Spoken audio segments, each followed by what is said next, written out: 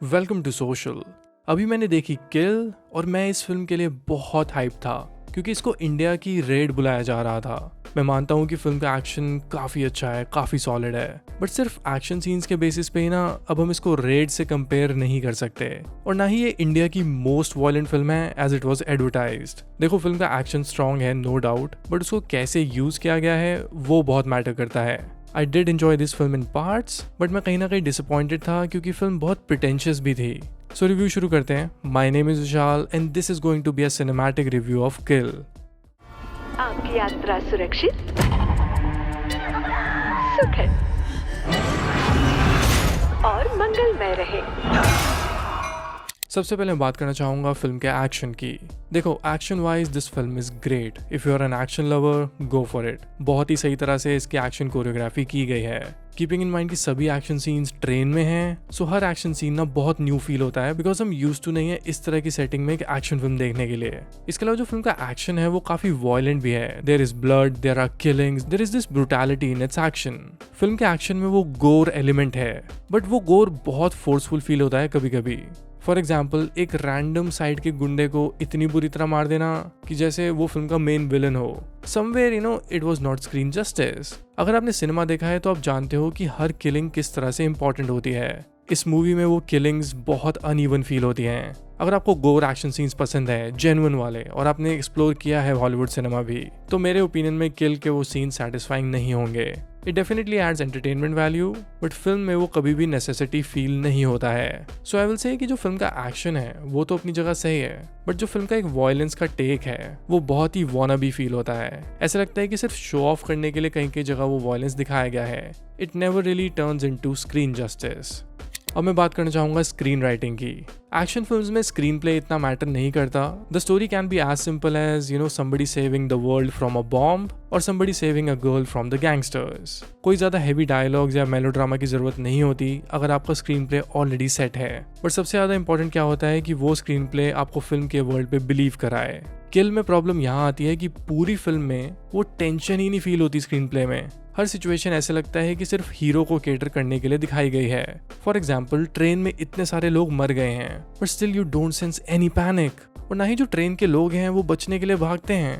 That was something very strange. Also film में ना वो फ्लैशबैक्स भी आते हैं जो बहुत मुझे क्लीशे लगते हैं अब, कि जब हीरो मार रहा है किसी को तो उसको फ्लैशबैक्स आते हैं कि अच्छा तो तूने उसको ऐसे मारा था, अब मैं तुझे बताता हूँ। So let's not really compare this to Raid anymore. पता नहीं क्यों इसको रेड से कंपेयर किया जा रहा था। Kill is an Indian film, it is a good action film, but it's not red.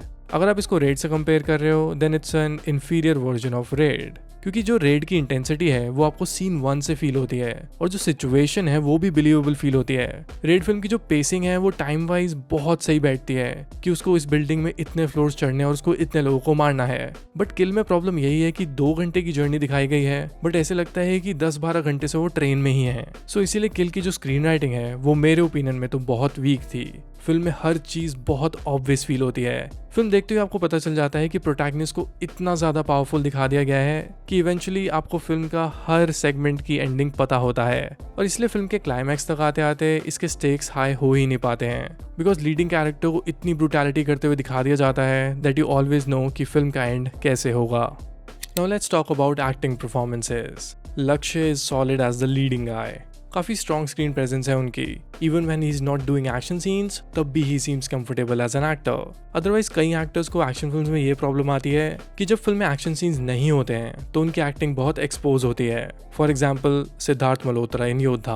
But लक्ष्य की परफॉर्मेंस में ये प्रॉब्लम नहीं है। So I am really looking forward to his filmography in future because अपनी फर्स्ट फिल्म के हिसाब से तो he has given a great performance. Now talking about Raghav Juyal, I hope I am pronouncing his name correctly. उनकी performance at best average है। एक high on action film में उनकी एक्टिंग को देखते हुए ऐसे लग रहा था कि वो बरेली की बर्फी जैसी फिल्म में एक्टिंग कर रहे हैं। He is the villain of the film but कहीं से भी वो मेनेसिंग नहीं लगते हैं। सो एज अ सिनेफाइल ना मुझे उनकी कैरेक्टर की राइटिंग सही लगी और ना उनकी जो एक्टिंग थी वो जस्टिफाइबल थी।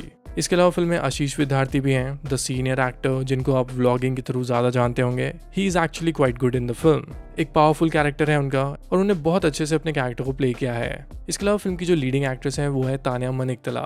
इन शॉर्ट जो उनका कैरेक्टर है, she is the girl who the protagonist is in love with. और इसी जगह पे फिल्म ने एक बहुत क्लीशे टेक लेती है बॉलीवुड स्टाइल का। बहुत ही पोरली रिटन कैरेक्टर था उनका with no actual representation at all. ऐसा लग रहा था कि उनका काम सिर्फ फिल्म में एक लव इंटरेस्ट बनना था और बस वेट करना कि उनके साथ फिल्म में कब कुछ होगा।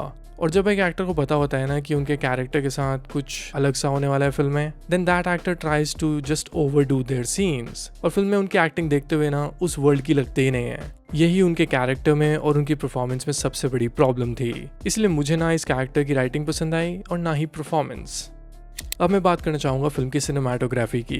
अगर आप थोड़ा टेक्निकली सोच के देखो तो इस फिल्म की सिनेमाटोग्राफी काफ़ी स्ट्रॉन्ग है बिकॉज पूरी फिल्म ट्रेन में सेट है। It doesn't have those big locations जहाँ पे एक्शन सीन्स आराम से हो पाए, लोग भागें, लोग छुपें, हीरो किसी को पकड़ के मारे, nothing like that. So everything that happens is in the train only. अब ट्रेन में जिस तरह के एंगल से एक्शन सीन्स को शूट किया गया है, I loved it. Definitely cinematography point of view से ये फिल्म काफ़ी स्ट्रॉन्ग है। So if you are a cinephile who is into these camera movements तो आपको इसकी सिनेमाटोग्राफी काफ़ी पसंद आएगी। आपका ये सफर रोमांचक रहे। Now let's talk about the rating of the film. Mass audience rating and cinephile audience rating. Mass audience rating मैं इस फिल्म को दूंगा 3.5 stars। किल एक बहुत ही एंटरटेनिंग फिल्म है। फिल्म की ड्यूरेशन भी 100 मिनट्स की है, सो हर एस्पेक्ट में ये फिल्म बहुत इंजॉयबल है। मास ऑडियंस को ये फिल्म ज़्यादा सोचने का मौका ही नहीं देगी, so just go and enjoy this film. Now cinephile rating for this film is 3 stars। देखो, this is not India's red first of all और ना ही ये इंडिया की मोस्ट वायलेंट एक्शन फिल्म है। ऑनेस्टली कहूँ तो this is a good attempt at making an action film जिसका world बहुत डिफरेंट है। पूरी फिल्म ट्रेन में बेस्ड है तो इससे एक्साइटिंग क्या हो सकता है। So cinephiles, I also recommend you to watch it. Alright then, review खत्म करते हैं। ये तो था मेरा रिव्यू किल मूवी को लेके। आपका ओपिनियन मेरा ओपिनियन डिफरेंट भी हो सकता है, which is completely healthy and democratic. So इसलिए मुझे कमेंट करके जरूर बताना कि आपको ये फिल्म कैसी लगी। And please don't be brain wash just by कि फिल्म को रेड से कंपेयर किया जा रहा है या फिल्म बहुत वायलेंट है या फिल्म एक्शन फिल्म है। ऐसी फिल्म को भी क्रिटिकली देखना बहुत जरूरी है because we cannot just hype films comparing it to some other film. So let me know in the comments कि आपको ये फिल्म इंडिविजुअली कैसी लगी। इसके अलावा if you like my opinion you can follow me on Instagram, Twitter and Letterboxd at Vishal and cinema. यहाँ पे भी मैं सिनेमा की रिलेटेड चीजें पोस्ट करता रहता हूँ। So if you connect with my opinion you can follow me there as well. Alright then, I see you in the next video. Keep watching social for more interesting videos like these.